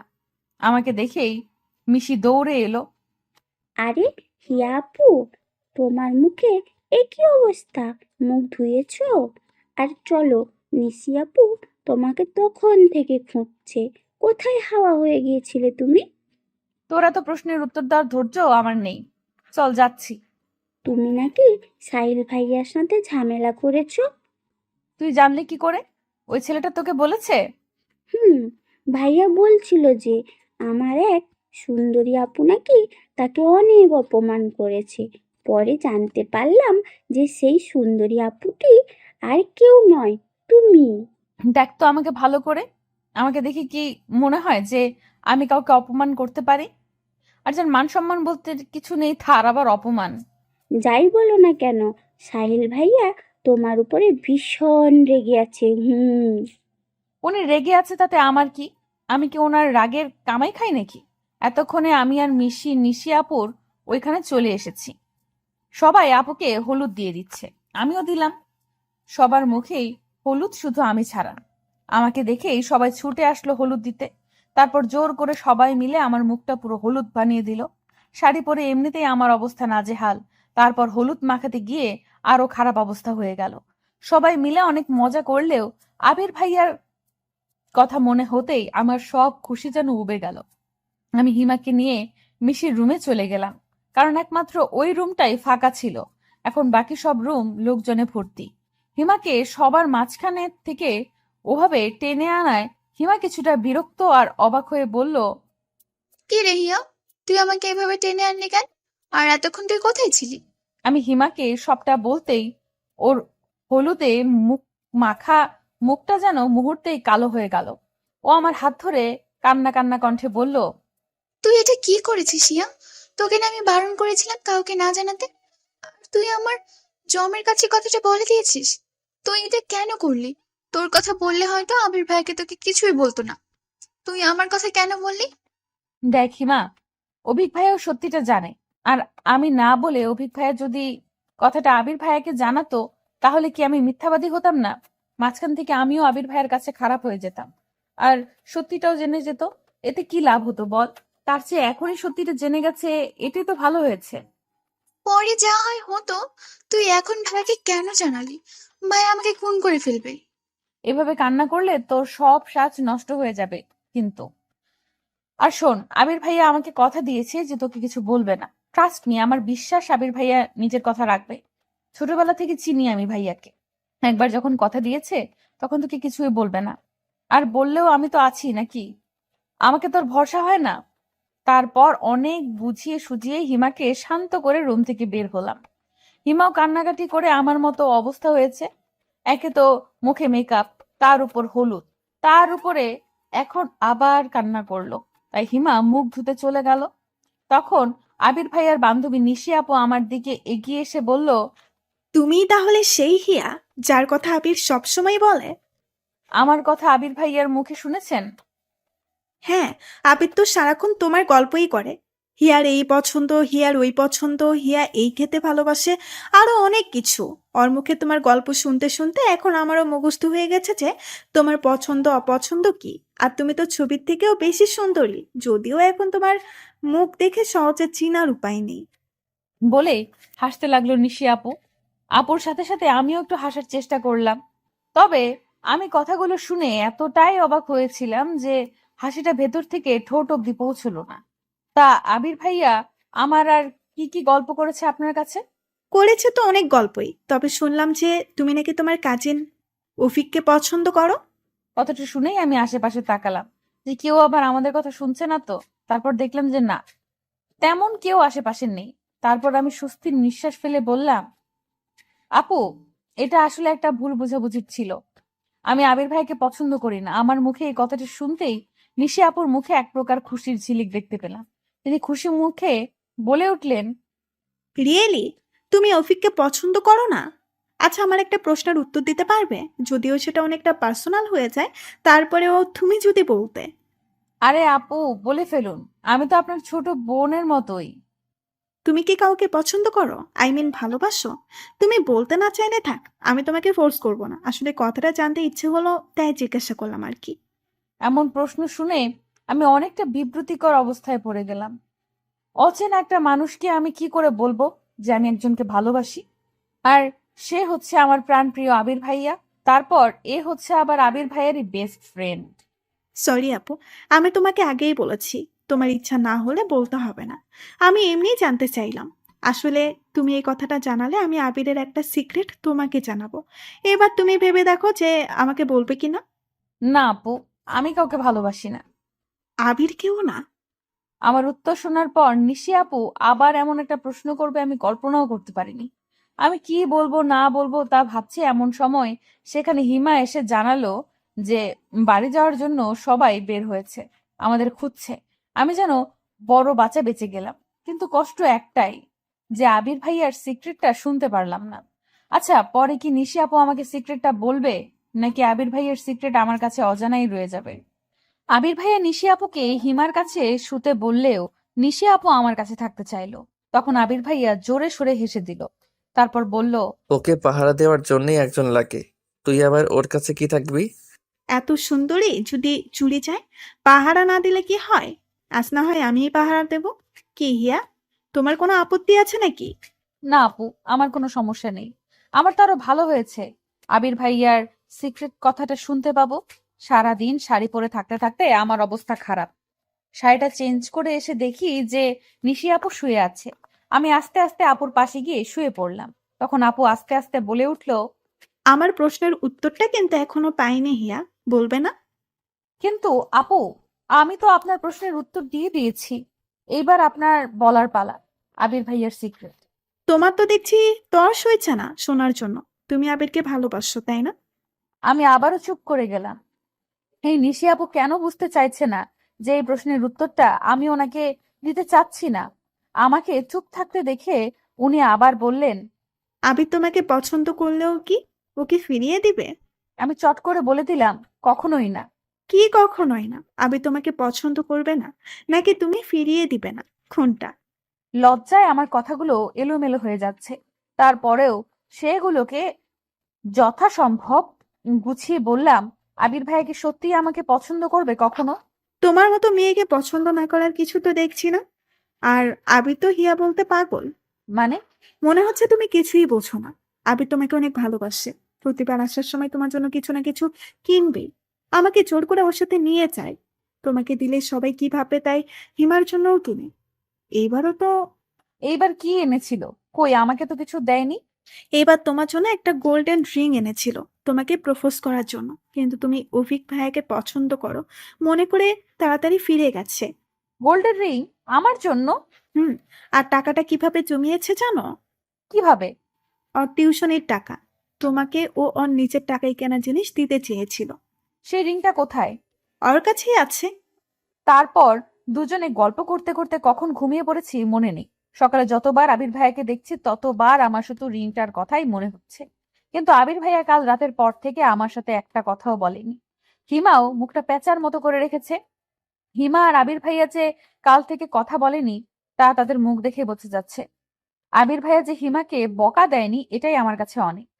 নিশি আপুর মুখে রাতে আবির ভাইয়ার অনেক গল্প শুনেছি। যদিও নিশি আপুর চেয়ে আবির ভাইয়াকে আমি বেশি দিন ধরে চিনি, কিন্তু তাদের ভার্সিটির গল্প শুনতে ভালোই লাগছিল। আজ নিশি আপুর বিয়েতে আমি আর হিমা বেগুনি রঙের একটা ড্রেস পরেছি। আমরা থাকিও যমজের মতো, আবার আমাদের ড্রেসও যমজের মতো। আমার বাবা বা কাকা কেউ আমাদের একজনের জন্য কোনো কিছু কেনে না, যা কিনবে দুজনের জন্যই। ছোটবেলা থেকেই এমন। তাই কোথাও গেলে সাধারণত আমরা একই ড্রেস পরে যাই। আমি, হিমা আর নিশি আপু সবার সাথে দাঁড়িয়ে আছি। হঠাৎ সেখানে সাহিল ভাইয়ার উদয় হলো। তারপর তিনি আমাকে আর হিমাকে উদ্দেশ্য করে বলতে লাগলো, আপনারা দুইজন যমজ বোন নাকি? হ্যাঁ, যদিও চেহারায় মিল নেই, তবে দেখতে যমজের মতোই। সব যমজের চেহারায় তো আর হুবহু হয় না। দেখিয়া, উনি দেখতে কিছুটা অভিক ভাইয়ের মতো না? আমি তো প্রথমে চমকে গিয়েছিলাম। অমন হা করে তাকিয়ে থাকিস না। পরে আবার ওনার ভাব বেড়ে যাবে। তুই চিনিস নাকি ওনাকে? কই আমাকে তো বলিসনি কিছু। আরে আমি চিনবো কি করে? কাল ফুপা বলল যে ইনি নাকি ওনার কেমন বোনের ছেলে, তাই শুনলাম আর কি। ও আচ্ছা, তাই বল। আপনারা কি আমাকে নিয়ে কিছু বলছেন? হিমা ওনার কথার উত্তর দিতে যাচ্ছিল, আমি ওকে টেনে ওখান থেকে নিয়ে আসলাম। নিশি আপু আমাদের সাথেই আসলো। তারপর হিমাকে বললাম, তুই শুধু শুধু ওনার সাথে ফালতু কথায় জড়াচ্ছিলি। উনি লোকটা মনে হয় সুবিধার নয়। বর চলে এসেছে, সবাই ওদিকে চলে গেল। নিশিরা সবাই গেলেও আমি আর নিশি আপু যেখানে দাঁড়িয়েছিলাম ওখানেই রইলাম। বেশি লোকজনের মধ্যে যেতে আমার ভালো লাগে না। নিশি আপুরও হয়তো ভালো লাগে না, কিন্তু তার জিজ্ঞেস করা হলো না। আজ রাতে নিশি আপু হিমার কাছেই ছিল। কাল চলে যাবে জন্য হিমা জোরাজুরি করছিল ওর কাছে থাকার জন্য। নিশি আপুর আজও ইচ্ছে ছিল আমার কাছে থাকার, হয়তো আরো গল্প করতে চেয়েছিল, কিন্তু তা আর হলো না। অনেক চেষ্টা করেও আজ আর আবির ভাইয়ার সাথে কথা বলতে পারলাম না। ভাইয়া অনেক ব্যস্ত ছিল সারাদিন। ফুপুর ছেলে না থাকায় আবির ভাইয়া মিশির অন্য কাজিনদের সাথে অনেক সাহায্য করেছে। তাহলে সাহিল ভাইয়ার সাথে যে আবির ভাইয়ার সম্পর্ক ভালো হয়নি, তা দুজনকে একসাথে একবার দেখেই বোঝা গিয়েছে। আবির ভাইয়া আর নিশি আপু চলে যাচ্ছে জন্য আমার আর হিমার মন কিছুটা খারাপ। এই দুদিনেই অনেকটা আপন হয়ে গিয়েছিল নিশি আপু, কিন্তু বিদায় তো দিতেই হবে। আবির ভাইয়াকে আমি প্রাণ ভরে দেখে নিলাম যাওয়ার সময়। কে জানে আবার কবে সামনে থেকে এইভাবে দেখতে পাবো। আবির ভাইয়ার সাথে আগের মতো কথা হলেও আমি সব সময় এই আশায় থাকি যে হয়তো আজই আবির ভাইয়া আমাকে তার মনের কথাটা জানাবে। কিন্তু না, সেই সময়টা যেন আবির ভাইয়ার আর হয়ে ওঠে না। কথা বললে শুরুতেই বলবে, ভালো করে পড়াশোনা করবি। আরে ভাই, পড়াশোনা ছাড়া কি মানুষের জীবনের কিছু থাকতে পারে না? সেই জন্য রাগ করে পরীক্ষার মধ্যে আবির ভাইয়ার সাথে আর কথাই বলিনি, কল করলেও ধরিনি। পড়াশোনার কথা শোনার জন্য আমি তার সাথে কথা বলবো? আজ আমার এসএসসি পরীক্ষা শেষ হলো। আজ ভেবে রেখেছি যে আবির ভাইয়ের সাথে অনেকক্ষণ কথা বলবো, কিন্তু আবির ভাইকে কল করার পর কল রিসিভ করেই বলল, আজ তো পরীক্ষা শেষ, তোর তো মজা। আমার সেকেন্ড ইয়ার ফাইনাল পরীক্ষা, আমার প্যারা শুরু। তা পরীক্ষা কেমন দিলি? অনেক ভালো হয়েছে। ভালো না চাই, রেজাল্টেই জানা যাবে। হিমাও তো বলল ভালো হয়েছে, তোদের ভালো? কোনো বিশ্বাস নেই? কেন, শুধু কি আপনারাই ভালো রেজাল্ট করতে পারেন, আমরা পারি না? যত সব ঢং। কথায় চিড়ে ভেজে না, রেজাল্ট দিলেই দেখা যাবে। আচ্ছা এখন রাখি, আমি একটু বাইরে আছি, পরে কথা হবে। বলেই কলটা কেটে দিল। রাগে আমার গা জ্বালা করছে। একে তো অপমান করলো, তার উপর আবার মুখের উপরে কল কেটে দিল। পছন্দ করি বলি কি তার 7 খুন মাফ করবো নাকি? আমিও আর কল করব না। বিকেলে আমি আর হিমা অনেকদিন পর হাঁটতে বেরিয়েছি। এমন সময় মা কল করে তাড়াতাড়ি বাড়ি যেতে বলল। আমি আর হিমা প্রায় দৌড়ে বাড়ি চলে গেলাম। তারপর মা বলল, পরীক্ষা শেষ হয়েছে আর দুজনের পাড়া বেড়ানো আবার শুরু হয়ে গেছে। এখন থেকে দুজনে বাড়িতেই থাকবে, দরকার ছাড়া কোথাও যাবে না। কি হয়েছে চাচি? আমাদের পরীক্ষা শেষ, এখনো তো শুধু ঘুরেই বেড়াবো। তোমার বড় কাকার নির্দেশ, তোমরা এখন বড় হয়েছো, কোথাও যাওয়া যাবে না। তিনি নাকি তোমাদের রাস্তার মাঝে দাঁড়িয়ে হাসতে দেখেছে। বড় কাকার কথা শুনে আমি আর হিমা দুজনেই চুপ হয়ে গেলাম। কারণ বড় কাকাকে শুধু আমি আর হিমা নয়, বাড়ির সবাই ভীষণ ভয় পায়। বড় কাকার কথাই এই বাড়িতে শেষ কথা। তার মুখের উপরে কথা বলার সাহস কারণ নেই। আবির ভাইয়ার পরীক্ষা শেষের দিকে, পরীক্ষা শেষ করেই বাড়ি আসবে। আমার কি যে আনন্দ হচ্ছে তা বলে বোঝাতে পারবো না। আমি বসে বসে ফোন দেখছি। হিমা ওর মামার বাড়ি বেড়াতে গেছে। এমন সময় বাবা চিন্তিত মুখে আমার ঘরে এসে বললেন, হিয়া মা, তোকে কাল দেখতে আসবে, তৈরি হয়ে থাকিস। দেখতে আসবে মানেটা কি বাবা? তোমরা কি আমাকে আর পড়াতে চাও না? তুমি বলেছিলে রেজাল্ট দেবার পর আমি কোথাও চান্স না পেলে আমাকে বিয়ে দেবে। আমি সেটা মেনে নিয়েছি। কোচিং করতে যেতে দিলে না, সেটাও মেনে নিয়েছি। কিন্তু এখন হুট করে দেখতে আসবে, এসবের মানে কি? তোর বড় কাকা ছেলে দেখেছে, আমি তো মানা করেছিলাম, কিন্তু বড় ভাই বলল যে আমি এসব কিছুই জানি না। আমি এখনই বিয়ে করব না, ব্যাস। দেখতে আসলে তো আর বিয়ে হয়ে যাবে না। এমন করিস না মা, তোর বড় কাকার মান সম্মান আছে না। অবশেষে বাবার অনুরোধে আমি রাজি হয়ে গেলাম। পরের দিন মা আমাকে পুতুলের মতো সাজিয়ে পাত্রপক্ষের সামনে বসিয়ে দিল। পাত্রপক্ষ আমাকে খুঁটিয়ে খুঁটিয়ে দেখলো। সে অবধিও ঠিক আছে, কিন্তু হঠাৎ ছেলের মা বলে উঠল, দেখা দেখি তো অনেক হলো, জানারও তো আর কিছু নেই। আমরাই তো। দেখি মা, তোমার বাম হাতটা দাও তো। শেষের কথাগুলো আমাকে উদ্দেশ্য করে বলল। আমি ওনার কথার কোনো মানে না বুঝতে পেরে সবার সামনে বাধ্য মেয়ের মতো হাতটা বাড়িয়ে দিতেই ছেলেটা আমার হাতের মধ্যে আংটি পরিয়ে দিল। আমার আঙুলে আংটি পড়তেই আমি রাগী চোখে বাবার দিকে তাকালাম। বাবা চোখ নামিয়ে নিল। আমি ওখান থেকে চলে আসার জন্য পা বাড়িয়েছি। তখন বড় বাবা বলে উঠলেন, হিয়া ওখানে বসো। আমি ওনাদের সামনে সোফার উপর বসে পড়লাম। আমার মাথাটা যেন ঝিমঝিম করছে, পুরো পৃথিবীটা মনে হচ্ছে ঘুরছে। নিজের অনিচ্ছা সত্ত্বেও আমি ওখানে বসে রইলাম। ওনারা চলে যেতেই আমি রাগে চেঁচিয়ে উঠলাম, বাবা, তুমি এখনো চুপ করে আছো? কি বলেছিলে তুমি? আর এখন কি হলো? আমি আংটিটা হাত থেকে খুলতে যাচ্ছিলাম, মা আমাকে বাধা দিয়ে বলল, এসব কি ধরনের ছেলে মানুষই? এই আংটি হাত থেকে একদম খুলবি না। এত ভালো ছেলে সারা গ্রাম খুঁজেও একটাও পাবি? তোর বাবা যা করেছে তোর ভালোর জন্যই করেছে। মা, আমি এ বিয়ে করতে পারবো না। মা বাবার সামনে থেকে আমাকে নিয়ে এলো। তারপর বলল, পাগল হয়ে গেছিস? তোর বড় কাকা শুনলে কি বলবে? মেয়ে মুখে মুখে তর্ক করছে। আমি এই বিয়ে করতে পারবো না, ব্যাস। কেন? বিয়ে করতে সমস্যা কি? আজ হোক আর কাল হোক বিয়ে তো করতেই হবে। আর একটা কথাও বলবি না। আমি একজনকে পছন্দ করি। আমি এ ছেলে কেন, অন্য কাউকে বিয়ে করতে পারবো না তাকে ছাড়া। আমার কথাটা শেষ হতে না হতেই বাবা আমার রুমে এসে আমাকে একটা থাপ্পড় দিলেন। আমি কল্পনাও করতে পারিনি যে বাবা আমার গায়ে হাত তুলতে পারে। আমি হা করে বাবার মুখের দিকে তাকিয়ে আছি। চোখের পানিগুলো কোনো বাধা মানছে না। বাবা রেগে গিয়ে মাকে উদ্দেশ্য করে বলল, তোমার মেয়েকে বোঝাও একটু। ওনারা আংটি পরিয়ে দিয়েছে, এখন এইসব বলে লাভ নেই। আমি ওনাদের কথা দিয়েছি, 2 দিন পর বিয়ে।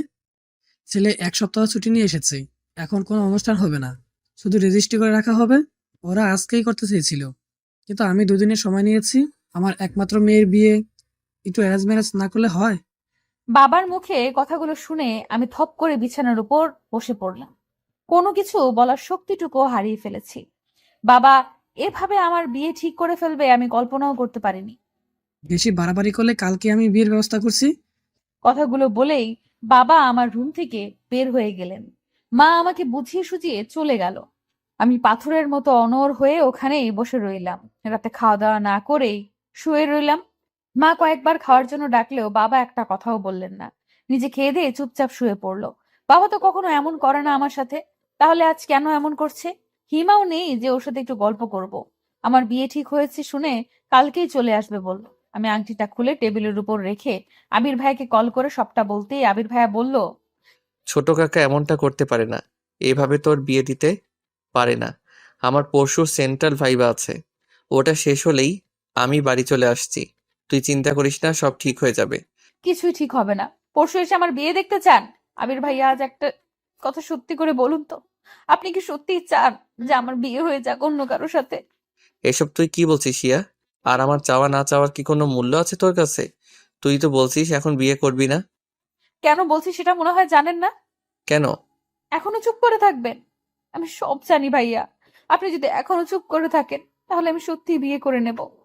একবার শুধু বলুন। হ্যাঁ হিয়া, আমি মানছি আমি তোকে ভালোবাসি, কিন্তু আবির ভাইয়ের মুখে এই কথাটা শোনার জন্য আমি কতদিন ধরে অপেক্ষা করছিলাম। আজ তার অবসান ঘটল। তবে এমন একটা পরিস্থিতিতে এমন কথা শুনতে হবে তা ভাবতে পারিনি।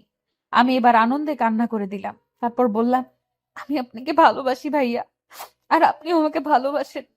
পৃথিবীর আর কোনো শক্তি নেই যে আমাকে অন্য কারোর সাথে বিয়ে দিতে পারে। আমি আপনাকে ছাড়া অন্য কাউকে বিয়ে করব না। আপনি তো আমাকে গ্রহণ করবেন আপনার জীবনে। হিয়া এখন এসব বলার সময় নয়। আগে কাকাকে বোঝাতে হবে, বিয়েটা যে করে হোক আটকাতে হবে। কাকা এইভাবে তোর বিয়ে দিতে পারে না। সেটা নিয়ে আপনাকে ভাবতে হবে না। আপনি নিশ্চিন্তে থাকুন, আমি কিছুতেই এই বিয়ে করব না। হিয়া, তুই আমার সাথে মজা করছিস না তো? দেখ, মজা করা আমার একদম পছন্দ নয়। তুই যদি মজা করে থাকিস আমার থেকে সত্যিটা জানার জন্য, তাহলে কিন্তু ভালো হবে না।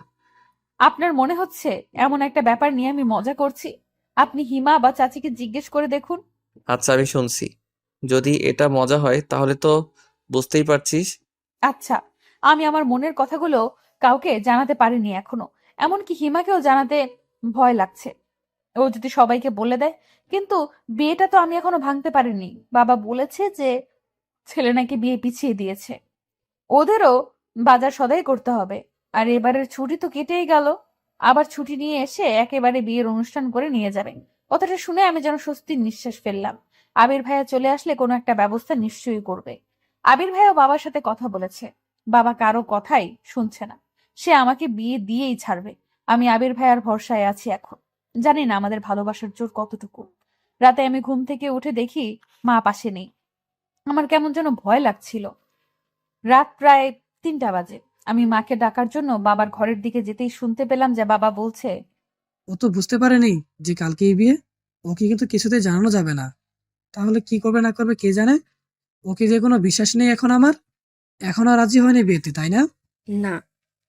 রাজি হতে হবে না। ভেবো না তুমি। এই বয়সে এমন পাগলামি একটু একটু করেই থাকে। তুমি শুধু ওকে একটু চোখে চোখে রেখো। ছেলেটা অনেক ভালো। বিয়ে হয়ে গেলেই দেখবে সব ঠিক হয়ে যাবে। আমার কিন্তু ভয় লাগছে। মেয়েকে এভাবে জোর করে বিয়ে দেওয়াটা কি ঠিক? যদি বিয়ের পর সমস্যা করে, তখন তো আরো সমস্যা হবে। তুমি বেশি ভেবো না তো। কত বিয়ে দেখলাম এমন। সব ঠিক হয়ে যাবে। আচ্ছা, তুমি এবার যাও। ও আবার জেগে যেতে পারে।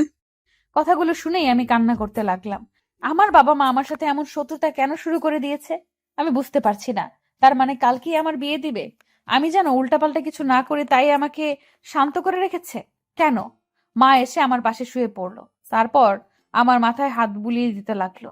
আমি কি করব কিছুই বুঝতে পারছি না। এখন তো আবির ভাইয়াকেও জানানো যাবে না, কিন্তু আবির ভাইয়া ছাড়া আর কাউকে আমি বিয়ে করতে পারবো না। সকালের আলো ফোটার আগেই আমি মোবাইলের আলো জ্বালিয়ে বসে বসে খুব সাবধানে একটা চিরকুট লিখলাম। প্রিয় বাবা মা, আমাকে ক্ষমা করে দিও। আমি এই বিয়ে করতে পারবো না। আমি একজনকে ভালোবাসি। তোমরা আমার সাথে এমন কেন করছো জানি না, তবে আমি তোমাদের অনুরোধ রাখতে পারলাম না। সরি বাবা, সরি মা, আমাকে খুঁজতে হবে না। আমি অনেক দূরে চলে যাচ্ছি। ভালো থেকো, আর আমার জন্য দোয়া করো। তোমাদের হিয়া। বললাম তো চলে যাব, কিন্তু কোথায় যাব? আবির ভাইকে কল করলাম অনেকবার, কিন্তু এত সকালে আবির ভাইয়া কল রিসিভ করলো না। আমার একমাত্র গন্তব্য এখন আবির ভাইয়ার ভার্সিটি। আমি চুপি চুপি মায়ের বোরকাটা পরে একটা ছোট্ট হ্যান্ডব্যাগে 1 বোতল পানি আর মোবাইলটা নিয়ে বেরিয়ে পড়লাম। তারপর বাবার মানিব্যাগ থেকে 10,000 টাকা খানেক টাকা পেলাম। পুরোটাই রেখে দিলাম। তারপর অন্ধকারের মধ্যেই বেরিয়ে পড়লাম। যে মানুষ সকালের আজান হওয়ার পরেও একা রুমের বাইরে যেতে ভয় পায়, সেই মানুষ আজ আজানের সময় বাড়ির বাইরে বেরিয়ে পড়লাম। প্রায় আধা ঘন্টার মতো হেঁটে হেঁটে আমি বাস স্টেশনে পৌঁছালাম। সকালের বাসটা পেয়েও গেলাম। শহর আমাদের গ্রাম থেকে ততটাও দূরে নয়। 2 ঘন্টার মতো সময় লাগে। আমি বাসে উঠে স্বস্তির নিঃশ্বাস নিলাম। তার মানে এতক্ষণও চিঠিটা মনে হয় কারোর হাতে পড়েনি, নইলে এতক্ষণে এখানে লোক চলে আসতো। আমি অবশ্য বোরকা পরে থাকায় কেউ দেখলেও চিনতে পারছে না। এই যা বাঁচা। বাস চলতে শুরু করলো। আমি আরো কয়েকবার আবির ভাইকে কল করলাম, কিন্তু রিসিভ করলো না। আমার পাশে এক মধ্যবয়স্ক মহিলা বসেছিল। উনি নিজের ফোনটা বের করে আমার দিকে বাড়িয়ে দিল। কোথায় যাবি মা? আমার মেয়েকে একটু কল দিয়ে দিবি? দেখ, রিতা লেখা আছে। আমি কোনো কথা না বলে চুপচাপ ফোনটা নিয়ে ওনার মেয়েকে কল করে দিলাম। কিছুক্ষণ পর উনি নিজের ব্যাগ থেকে পাউরুটি আর কলা বের করে খেতে লাগলেন। তারপর আমার দিকে একটা রুটি এগিয়ে দিয়ে বলল, নে মা, রুটিটা খেয়ে নে। আমার ছেলে কিনে দিয়েছে। আমি কি আর এত খেতে পারি?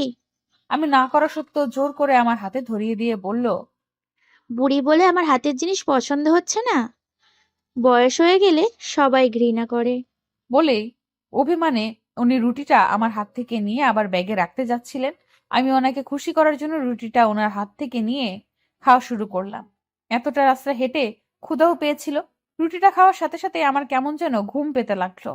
আমি চোখ দুটো বন্ধ করে ফেললাম। এত সকালে উঠায় হয়তো ক্লান্তিতে এমনটা হচ্ছে। তারপর আমার আর কিচ্ছু মনে নেই। আমি চোখ খুলে নিজেকে হসপিটালে আবিষ্কার করে অবাক হয়ে গেলাম। আমার ফোন, ব্যাগ সব কোথায়? আর আমি হসপিটালেই বা কি করে আসলাম? আমি আশেপাশে তাকিয়ে আরো অনেক লোকজন দেখতে পেলাম। বোঝাই যাচ্ছে যে এটা কোনো সরকারি হাসপাতাল। আমি নড়াচড়া করতে গিয়ে বুঝতে পারলাম যে আমাকে স্যালাইন দিয়ে রাখা হয়েছে। মাথাটা এখনো ঝিমঝিম করছে। সামনে একজন ডাক্তারকে দেখতে পেয়ে তাকে ডাকতে লাগলাম। এক্সকিউজ মি, ডাক্তার সাহেব। আমার ডাক শুনে ডাক্তারটা আমার দিকে তাকালো। ডাক্তারকে দেখেই আমার আবার অজ্ঞান হয়ে যাওয়ার মতো অবস্থা। আমি আস্তে আস্তে করে বললাম, সাহিল ভাইয়া, আপনি এখানে? এখন কেমন লাগছে? আপনি ঠিক আছেন তো? কি হয়েছিল? এতগুলো প্রশ্নের উত্তর কিভাবে দিব? তার আগে এটা বলুন যে আমি এখানে কি করছি, আর আপনি বা এখানে কেন? তোমার কি কিছুই মনে নেই? মনে থাকলে কি আর জিজ্ঞেস করতাম? আমি যেহেতু ডক্টরের অ্যাপ্রন পরে আছি, নিশ্চয়ই আমি ডক্টর। আর তুমি যেহেতু রোগীর বেডে শুয়ে আছো, তার মানে তুমি রোগী। সিম্পল ব্যাপার। এতে না বোঝার কি আছে? কিন্তু আমি তো বাসে ছিলাম। তাহলে আমি এখানে কতক্ষণ ধরে আছি? ঘন্টা দুয়েক হবে হয়তো। আমি তো একটু আগে ডিউটিতে এসে তোমাকে দেখে অবাক হয়ে গেছি। প্রথমে ভেবেছিলাম যে হয়তো আমার মনের ভুল, কিন্তু পরে দেখি না। আপনার ফোনটা দেওয়া যাবে? চিন্তা করো না, আমি তোমার বাসা জানিয়ে দিয়েছি। আপনি আমার থেকে না শুনে আমার বাসায় কেন কল করলেন? How strange! আমি আপনার উপকার করলাম আর আপনি আমাকে এভাবে বলছেন? জানেন, আপনাকে যে মেডিসিন দিয়ে অজ্ঞান করা হয়েছে তা অতিরিক্ত মাত্রায় ব্যবহার করলে মৃত্যু পর্যন্ত হতে পারে। আপনার ভাগ্য অনেক ভালো যে ডোজ একদম অল্প ছিল। আপনি অসুস্থ আর আমি আপনার বাসায় জানাবো না? না, বলবেন না, কারণ আমি বাড়ি থেকে পালিয়ে এসেছি। এখানে আমাকে আর কতক্ষণ থাকতে হবে? স্যালাইনটি শেষ হলেই আপনি বাসায় যেতে পারবেন, তবে কয়েকদিন রেস্টে থাকতে হবে। আর আপনি পালিয়ে এসেছেন মানে? আচ্ছা, আপনি আমাকে আপনি করে বলছেন কেন? আমি আপনার অনেক ছোট, তুমি করে বলতে পারেন। বাড়ি থেকে কেউ আসছে আমাকে নিতে? না, আবির এসে তোমাকে নিয়ে যাবে। এবার বলো, পালিয়ে কেন এসছো বাড়ি থেকে, তাও আবার একা একা? আবির ভাইয়ার জন্য। আচ্ছা, আবির ভাইয়া কখন আসবে বলেছে? মানে কি বলছো তুমি এসব? আবির ভাইয়ের জন্য মানে? আমি আবির ভাইকে ভালোবাসি তাই। আমি আর কিছু বলার আগেই কেউ সাহিল ভাইয়াকে ডাকতে লাগলো, আর উনি আমার পুরো কথা না শুনেই হন্তদন্ত হয়ে ছুটে গেল। সাহিল ভাইয়া যেতেই আমার মনে পড়লো যে ওনাকে আমি আবির ভাইয়ার কথা কেন বললাম। এখন যদি উনি বাড়িতে সব বলে দেয়, ওই মেডিসিনের প্রভাবে কি সত্যি আমার জ্ঞান বুদ্ধি লোপ পেয়েছে? আমি যাকে তাকে সব বলে দিচ্ছি। প্রায় ঘন্টা দুয়েক পর আমার স্যালাইন শেষ হলো। একজন নার্স এসে স্যালাইনের সুচটা খুলে দিল। এরই মধ্যে সাহিল ভাইয়া আর একবারও আসেনি। হয়তো ব্যস্ত আছে, কিন্তু আবির ভাইয়াও এখন আসছে না কেন? আমার খুব চিন্তা হচ্ছে। একজনের কাছ থেকে সময় জানতে পারলাম যে প্রায় 3টা বেজে গেছে। আমি একটা বিষয়ে অবাক হচ্ছি। আমি হাসপাতালে, অথচ আমার বাড়ির কেউ আসলো না। আবির ভাইয়া কখন আমায় নিয়ে যাবে সেই আশায় আছে। আমাকে নিয়ে কারোর কোনো মাথা ব্যথা নেই। পরক্ষণেই মনে হলো যে আজ আমার বিয়ে হওয়ার কথা ছিল, আর সেখান থেকে আমি পালিয়ে এসেছি। বাড়ির লোক তো আমার উপরে ভীষণ রেগে আছে, তাই বলে একবার দেখতেও আসবে না। শরীরটা বড্ড ক্লান্ত, সকাল থেকে না খাওয়া। সাহিল ভাইয়া এক নার্সকে দিয়ে কিছু ফলমূল আর পানীয় কিনে পাঠিয়েছে, কিন্তু আমার কিছু খেতে মন চাইছে না। তারপরেও একা একা নিজেকে এতিমের মতো লাগছে। সবার পাশেই কেউ না কেউ আছে, অথচ আমার পাশে কেউ নেই। অনেকেই এসে জিজ্ঞেস করছে যে কি হয়েছিল। শেষে বিরক্ত হয়ে চোখ বন্ধ করে ঘুমের ভান ধরে পড়ে রইলাম। আর কারোর কোনো প্রশ্নের উত্তর দিতে মন চাইছে না। কতক্ষণ এভাবে শুয়েছিলাম মনে নেই। হঠাৎ মাথায় কারোর হাতের ছোঁয়া পেতেই চোখ দুটো আপনা আপনি খুলে গেল। আমি চোখ খুলে আবির ভাইকে দেখে লাফ দিয়ে বেড থেকে উঠে বসলাম। তারপর চোখে মুখে খুশির আভা ফুটিয়ে তুলে বললাম, আপনি এসেছেন? এত দেরি কেন করলেন? আমি কখন থেকে একা একা আপনার জন্য ওয়েট করছি। জানেন, বাড়ি থেকে কেউ আমাকে দেখতে আসেনি। কথাটা বলে আমি কান্না করে দিলাম। আমাকে কান্না করা দেখে আবির ভাইয়া আমার মাথায় হাত বুলিয়ে দিতে দিতে বলল, গাধি, তুই বাড়ি থেকে পালিয়ে এসেছিস ধরতে গেলে বিয়ের আসর থেকে। বাড়ির সবাই ভীষণ রেগে আছে। ছেলে পক্ষকে জানিয়েছে যে কিছু ঝামেলার কারণে আজ আর বিয়েটা হবে না। বাড়ির কেউ চায় না যে তোর পালিয়ে আসার ব্যাপারটা গ্রামের কেউ জানুক, তাই কেউ আসেনি। আমাকে বলেছে সন্ধ্যার পর তোকে নিয়ে বাড়ি ফিরতে। দিনের বেলায় গেলে সবার চোখে পড়লে নানা প্রশ্ন করবে। গ্রামের মানুষ বুঝিসই তো, তিলকে তাল বানাবে। তাই বলে আপনিও এত দেরি করে আসবেন? জানেন আমার এখানে কত খারাপ লাগছিল। আরে পাগলি, আমার তো তখনই ছুটে আসতে ইচ্ছে করছিল যখন শুনলাম যে তুই হাসপাতালে, কিন্তু ভাইবা শেষ না করে কি করে আসি বল। আর সাহিল ভাই আছে শুনে আরেকটু নিশ্চিত হলাম। আমি আর এখানে থাকবো না, আমি বাড়ি যাব। আমার ব্যাগ, টাকা, ফোন কিছুই নেই, সব নিয়ে গেছে। তুই ঠিক আছিস সেটাই আমার কাছে অনেক। সাহিল ভাইয়া বলেছে যে মেডিসিনের ডোজ একদম অল্প ছিল, কিছুদিন রেস্ট করলেই ঠিক হয়ে যাবি। এই তো একটু পরেই আমরা বের হব। কিছু খেয়েছিস? আমি নাসূচক মাথা নাড়ালাম। আমির ভাইয়া আমার পাশে রাখা খাবারগুলো দেখলেন। তারপর উনি নিজের আনা কমলার খোসা ছাড়িয়ে আমার মুখে পুরে দিলেন। ইচ্ছে না হলেও এবার আমি রাজরানীর মতো খেতে লাগলাম। এই প্রথম আবির ভাইয়া নিজ হাতে আমাকে কিছু খাইয়ে দিচ্ছে। আমি আবির ভাইয়ার হাতে খাচ্ছিলাম আর দু চোখ ভরে ওনাকে দেখছিলাম। আবির ভাইয়ার চোখে চোখ পড়তেই লজ্জায় আমি নিজের চোখ নামিয়ে নিলাম। সন্ধ্যার আগেই সাহিল ভাইয়ার সাথে দেখা করে আমরা বাড়ির পথে রওনা দিচ্ছি। তখন সাহিল ভাইয়া আবির ভাইকে লক্ষ্য করে বলল, যে মেয়েটা তোমার কাছে আসার জন্য এত বড় রিস্ক নিল, তাকে কখনো কষ্ট দিও না আবির। এমন ভালোবাসা কোথাও পাবে বলে আমার মনে হয় না। সাহিল ভাইয়ার মুখে এমন কথা শুনে আবির ভাইয়া কিছুটা বিস্ময় নিয়ে আর রাগ নিয়ে আমার দিকে তাকালো। আমি বুঝতে পেরে মাথা নিচু করে নিলাম। আবির ভাইয়া এবার সাহিল ভাইয়ার দিকে তাকিয়ে মুখে কিছুটা হাসি আনার চেষ্টা করলো। তারপর বলল, অবশ্যই ভাইয়া। আর থ্যাঙ্কস আজ সারাদিন ওর খেয়াল রাখার জন্য। আপনি কি এই কথাটা বাসার কাউকে জানিয়েছেন? আমি নিজে একজনকে ভালোবাসতাম, কিন্তু আমার ভুলের জন্য তাকে হারিয়েছি। ভালোবাসা হারানোর কষ্টটা আমি বুঝি। চিন্তা করো না, আমি কখনো তোমাদের বিপদের কারণ হব না। আর কোনো হেল্প লাগলে আমি আছি। ইয়া, তোমার বাসার সবাই মনে করেছে যে তুমি আমার কাছে চলে এসেছিলে, কিন্তু আমি তোমাকে পাত্তা দিইনি। তাদের ফোন করে সবটা জানিয়ে দেওয়ার জন্য আমাকে থ্যাঙ্কস জানিয়েছে, আর তোমার হয়ে ক্ষমাও চেয়েছে। আবিরের জন্য এসছো জানলে এতক্ষণে হয়তো। শেষের কথাগুলো সাহিল ভাইয়া আমাকে উদ্দেশ্য করে বলল। তার মানে আমার বাবা মা ভেবেছে যে আমি সাহিল ভাইয়াকে ভালোবাসি। হায় আল্লাহ! সাহিল ভাইয়ার মুখে কথাগুলো শোনার পর আবির ভাইয়া আমার হাতটা শক্ত করে চেপে ধরে বলল, আমি হিয়ার সুখের জন্য সব করতে পারি। আল্লাহর কাছে লাখ লাখ শুক্রিয়া যে আজ হিয়ার কিছু হয়ে যায়নি, নইলে আমি নিজেকে কখনো ক্ষমা করতে পারতাম না। কিভাবে তোমাকে রক্ষা করবে আবির? কি অধিকার আছে তোমার ওর উপর? ভালোবাসার জোর। আমি হিয়াকে অনেক ভালোবাসি, আর সেই জোর দিয়ে আমি ওকে রক্ষা করব। আদৌ কি সেটা এত শক্তিশালী? মানে? হিয়া বাসা যাওয়ার পরেই ওই ছেলেটার সাথে জোর করে হিয়ার বিয়ে দিয়ে দেবে। ওই ছেলে জানে যে হিয়া সাজার জন্য পার্লার এসছে, তাই এত দেরি হচ্ছে। এই কারণেই তোমাদের বাসা থেকে কেউ আসতে পারেনি। সবাই হিয়ার পৌঁছানোর অপেক্ষায় আছে। আর একবার হিয়ার বিয়েটা হয়ে গেলে। আমি কিছুতেই হিয়ার এই বিয়ে হতে দেব না, কিন্তু আমাকে তো বলেছে যে বিয়ে পিছিয়ে গিয়েছে। কারণ তুমি যদি হিয়াকে বলে দাও তাই। আর কিভাবে তুমি হিয়ার বিয়ে আটকাবে? হ্যাঁ, তুমি তো হিয়াকে বাসায় নিয়ে যাচ্ছ, আর ওখানে গেলে কেউ তোমার কথা শুনবে না। আমি বাড়ি যাব না। আমি অন্য কাউকে বিয়ে করতে পারবো না। আমার বাবা মা আমার সাথে কেন এমন করছে? আমি অসুস্থ আর তারা আমার বিয়ে নিয়ে পড়ে আছে। আমি এখন কি করব? একটাই রাস্তা আছে, যদিও তো অনেক রিস্কি, কিন্তু এছাড়া আর কোনো উপায় নেই এ বিয়ে আটকানোর। কি সেটা? আবির, তুমি কি হিয়াকে সত্যিই ভালোবাসো? আমি আর কতবার বলবো? হ্যাঁ, আমি হিয়াকে ভালোবাসি, ভীষণ ভালোবাসি। কেন? হিয়াকে বিয়ে করতে পারবে? ভালোবাসি যখন বিয়ে তো অবশ্যই করব। আরে আমি সে কথা বলিনি। তুমি কি এখন হিয়াকে বিয়ে করতে পারবে? আমি হিয়াকে এভাবে পেতে চাই না। আমার পরিবারের সবাইকে কষ্ট দিয়ে আমরা কি সুখী হতে পারবো? সবার সম্মতিতে আমি হিয়াকে নিজের করে পেতে চাই। আর এখন আমার নিজেরই কোনো ঠিক ঠিকানা নেই, হিয়াকে ভালো রাখবো কি করে? কিন্তু তোমার পরিবার যদি সেটা না চায়, তারা যদি তোমাদের বিয়েতে রাজি না হয়, অথবা তুমি প্রতিষ্ঠিত হওয়ার আগেই যদি হিয়া অন্য কারো হয়ে যায়, তখনও কি তুমি তোমার পরিবারের সম্মতির আশাতেই থাকবে, নাকি দাঁড়িয়ে থেকে হিয়াকে অন্যের হাতে তুলে দেবে? কোনটা? আপনি নেগেটিভ কেন ভাবছেন? পজিটিভ ভাবুন। আমি আর হিয়া যদি দুজন দুজনকে পছন্দ করি, তাহলে তারা মেনে কেন নিবে না? আমরা তো বিয়ে করতে চাইছি, কোনো পাপ কাজ তো নয়। আর আমাদের চাওয়ার মধ্যে কোনো কলুষতা বা অপবিত্রতা নেই। তাহলে কেন তারা আমাদের ভালো চাইবে না? আমার বিশ্বাস আছে যে আমার পরিবার অবশ্যই আমার আর হিয়ার ভালোবাসাটা মেনে নিবে। আর যদি না নেয়? দেখুন, আমি হাসপাতালের মধ্যে আছি বলে কিছু বলছি না। আমাকে রাগাবেন না। আপনি বারবার একই ভুল কেন আওড়াচ্ছেন? কারণ তোমার মতো ভুল বিশ্বাস আমারও ছিল আবির। আমিও ভেবেছিলাম যে পরিবারের মানুষ আমাদের এত ভালোবাসে, তাহলে আমাদের সুখের কথা ভেবে অবশ্যই আমাদের কথাই শুনবে, আমাদের পছন্দ মতো আমাদের জীবন বাছাই করতে দেবে। কিন্তু বাস্তবে তা হয় না। বাস্তবতার বড় নিষ্ঠুর। একটা গল্প শুনবে?